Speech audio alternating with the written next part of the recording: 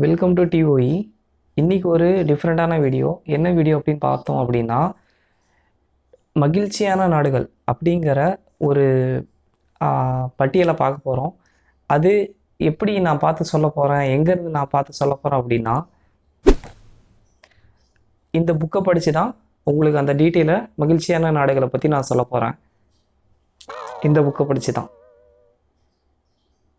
Okay, வீடியோக்குள்ளே போகலாம். மகிழ்ச்சியான நாடுகள் அப்படின்ட்டு கேலப் அப்படிங்கிற ஒரு நிறுவனம் எங்கே இருந்து இயங்கிட்டு இருக்கு அப்படின்னா நியூயார்க்கில் இயங்கிட்டு இருக்கு. நியூயார்க்லேருந்து ஒரு தரவரிசை பட்டியலை, அதாவது 1லிருந்து 156 நாடுகளை வரிசைப்படுத்தி அனுப்பியிருக்கிறாங்க.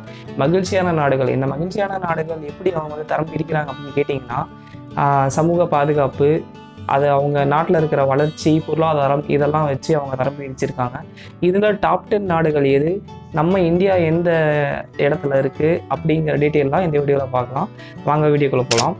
டாப் 10 நாடுகள், அதாவது உலக மகிழ்ச்சி பட்டியலில் மகிழ்ச்சியான நாடுகள் அப்படிங்கிற ஒரு தலைப்பில் டாப் 10 நாடுகளை அவங்க வரிசைப்படுத்தியிருக்காங்க. இதில் ஒவ்வொரு நாடுகளும் நம்ம பார்த்துட்டு வரலாம். எந்த வச்சு அவங்க கணிச்சிருக்கிறாங்க அப்படின்னு கேட்டிங்கன்னா, அந்த நகரத்தில், அந்த நாட்டில் வாழ்கிற மக்களோட கருத்து கணிப்பை வச்சு அவங்க சொல்லியிருக்காங்க மகிழ்ச்சியான நாடுகள்ன்ட்டு. ஒவ்வொரு நாடாக நம்ம பார்த்துட்டு வரலாம். ஃபஸ்ட்டு இடம் பிடிக்கிறது எது அப்படின்னு கேட்டிங்கன்னா, 1லேருந்து 10க்கு போகிறதுக்கு பதிலாக 10லேருந்து 1 லாஸ்ட் எடுத்து ஃபஸ்ட்டுக்கு வரலாம். அப்போ தான் கொஞ்சம் இன்ட்ரெஸ்டிங்காக இருக்கும். நம்ம நாடு, அதாவது இந்தியா, கண்டிப்பாக 10 இடத்துக்குள்ளே வரல. அது எத்தனாவது இடத்துல இருக்குது, 156 நாடுகளில் எந்த இடத்துல இருக்குது அப்படிங்கிறதையும் நான் கடைசியாக சொல்கிறேன். இப்போது 10வது இடத்துல எந்த நாடு இருக்குது அப்படின்னு பார்க்கலாம். வந்து இப்போ நான் என்ன உங்கள்கிட்ட சொல்கிறது, 10வது இடத்துல எந்த நாடு இருக்குது அப்படின்னு கேட்டிங்கன்னா, ஆஸ்திரியா. ஆஸ்திரியா அப்படின்னு ஒரு நாடு இருக்குது, நீங்கள் கேள்விப்பட்டிருப்பீங்க. அது 10வது இடம். அதுக்கு முன்னாடி 9வது இடம் எதுன்னு கேட்டிங்கன்னா நியூசிலாந்து. அதுக்கப்புறம் 8வது இடம் லக்சம்பர்க். லக்சம்பர்க் அப்படின்னு ஒரு நாடு இருக்குது, புதுசாக இருக்குது இந்த நாடோட பேர். அதுக்கு அடுத்தது ஸ்வீடன், அதாவது அதுக்கு முன்னாடி ஸ்வீடன். அதுக்கு முன்னாடி நார்வே, நெதர்லாந்து, ஐஸ்லாந்து, ஐலாண்ட் அப்படின்னு சொல்லுவாங்க, ஸ்விட்சர்லாந்து, டென்மார்க், இந்த மாதிரி நாடுகள் இருக்குது. இது டென்மார்க் வந்து 2வது இடம். மொதல் இடம் எதுன்னு கேட்டிங்கன்னா ஃபின்லாந்து.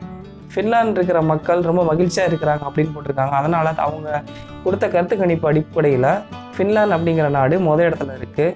ஓகே, இந்த 10 நாடு வந்து டாப் 10ல் இருக்குது அப்படின்னு சொல்லிட்டோம். லாஸ்ட்டாக எந்த நாடு இருக்குது அப்படின்னு கேட்டிங்கன்னா ஆப்கானிஸ்தான். ஆப்கானிஸ்தானில் போர் நிறைய நடக்குது. அங்கே இருக்கிற மக்கள் எப்போவுமே பதற்றமான நிலையிலே இருக்கிறாங்க. அப்படிங்கிறதுனால அந்த நாட்டு மக்களோட கருத்து கணிப்பை வச்சோ இல்லை அங்கே நிலவும் சூழ்நிலையை வச்சோ அவங்களுக்கு வந்து கடைசியான இடத்த கொடுத்துருக்காங்க. 156 நாடுகளில் 156வது இடத்த எந்த நாடு பிடிச்சிருக்கு அப்படின்னு கேட்டிங்கன்னா ஆப்கானிஸ்தான் அப்படின்ற அந்த நார்வே கேலப் கருத்து கணிப்பு சொல்லுது. ஓகே, இதெல்லாம் நீ சொல்கிற ஓகே, நம்ம நாடு எத்தனாவது இடத்துல இருக்குது அப்படின்னு கேட்டிங்கன்னா, நம்ம இந்தியா இப்போது 156 நாடுகளில் நம்ம இந்தியா 139வது இடத்த பிடிச்சிருக்கு. 139. இது வந்து நம்ம வந்து என்ன சொல்கிறது, 139வது இடம் அப்படின்னு நம்ம ஃபீல் பண்ணுறதுக்கு பதிலாக இதுக்கு முன்னாடி எத்தனாவது இடத்துல இருந்துச்சு அப்படின்னு கேட்டிங்கன்னா, அதாவது போன வருஷம் 2020 எடுத்த கருத்து கணிப்பில் 144வது இடத்துல இருந்துச்சு. இப்போது இந்தியா 139வது இடத்துக்கு முன்னேறி இருக்குது. கண்டிப்பாக மக்களோட கருத்து கணிப்பு, அப்புறம் இங்கே நிலவர சூழ்நிலை, இதெல்லாம் வச்சு தான் கருத்து கணிப்பு கொடுத்துருக்குறாங்க அந்த கேலப் நிறுவனம். இந்த 139லேருந்து கண்டிப்பாக டாப் 10க்குள்ளே வரதுக்கு கண்டிப்பாக நம்ம நாடு இன்னும் கொஞ்சம் வளரணும். மற்ற நாடுகளை கம்பேர் பண்ணுறப்ப நம்ம நாடு 139வது இடத்துல இருக்குது அப்படிங்கிறப்ப கொஞ்சம் சந்தோஷப்பட்டுக்கலாம், ஆறுதல் அடைஞ்சிக்கலாம். இன்னொரு முக்கியமான இம்பார்ட்டன்ட் விஷயம் என்ன அப்படின்னா, நம்மளோட பக்கத்து நாடு, நட்பு நாடு, எப்படி வேணாலும் சொல்லிக்கலாம், பாகிஸ்தான். பாகிஸ்தான் எத்தனாவது இடத்துல இருக்குது அப்படின்னு கேட்டிங்கன்னா 105வது இடத்துல இருக்குது. அங்கே இருக்கிற மக்களோட கருத்து கணிப்பு, வாழ்வாதாரம், பொருளாதாரம், இதெல்லாம் வச்சு அவங்க கருத்து கணிப்பு சொல்லியிருக்காங்க. 105வது இடத்துல பாகிஸ்தான் இருக்குது. அதுக்கும் கொஞ்சம் முன்னாடி போனோம்னா பங்களாதேஷ். கண்டிப்பாக நம்ம பங்களாதேஷ் பிளேயர்ஸோட, கிரிக்கெட் பிளேயர்ஸோட விளையாட்டெல்லாம் பார்த்துருப்போம். கண்டிப்பாக பங்களாதேஷும் நம்ம நட்பு நாடு தான். அது எத்தனாவது இடத்துல இருக்குது அப்படின்னு கேட்டிங்கன்னா 101வது இடத்துல இருக்குது. இதெல்லாம் விடுங்க, இன்னொரு முக்கியமான பாயிண்ட் என்ன அப்படின்னா, ரீசெண்டாக கொரோனாவை உலகத்துக்கு கொண்டு வந்த ஒரு நாடு எல்லாத்துக்கும் தெரியும். சின்ன குழந்தை கேட்டாலும் சொல்லுவாங்க அது சைனா அப்படின்ட்டு. அந்த சைனா 84வது இடத்துல இருக்குது. அங்கே இருக்கிற மக்கள் அவ்வளோ மகிழ்ச்சியாக இருக்கிறாங்க அப்படின்னு கொடுத்துருக்குறாங்க கருத்து கணிப்பில்.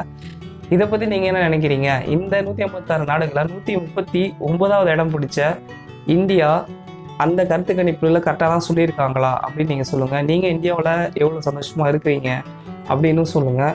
மறக்காமல் இந்த வீடியோ பிடிச்சிருந்துச்சுன்னா ஒரு லைக் கொடுங்க. நீங்கள் எத்தனாவது ரேங்க் கொடுப்பீங்க இந்த 156 நாடுகள் பட்டியலில்? நீங்கள் இந்தியாவுக்கு எந்த ரேங்க் கொடுப்பீங்க அப்படின்னு நீங்கள் கமெண்ட்டில் சொல்லுங்கள். அவ்வளோதான். நெக்ஸ்ட் வீடியோவில் மீட் பண்ணலாம். தமிழ் வளர்ப்போம்.